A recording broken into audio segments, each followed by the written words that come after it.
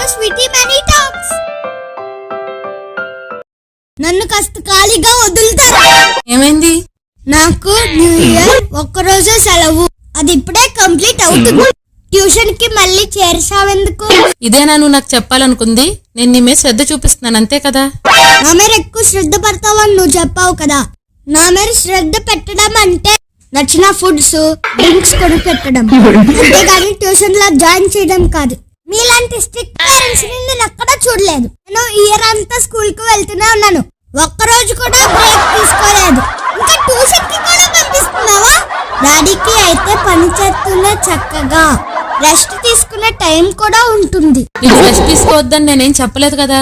నన్ను ఎందుకు ట్యూషన్ లో జాయిన్ చేస్తున్నావు? నేను అలసిపోను అనుకుంటున్నావా? స్కూల్కి వెళ్ళడానికి ఎందుకంత కష్టం నీకు?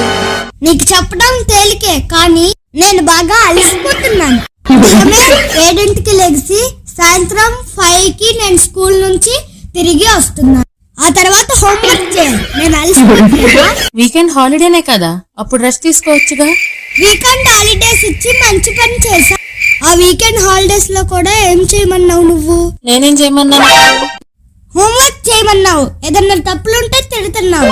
నీకోసమేగా ఇదంతా చేస్తుంది, నువ్వు తెలివిగా ఉండాలనేగా. నాకు ఇప్పుడు 4 years.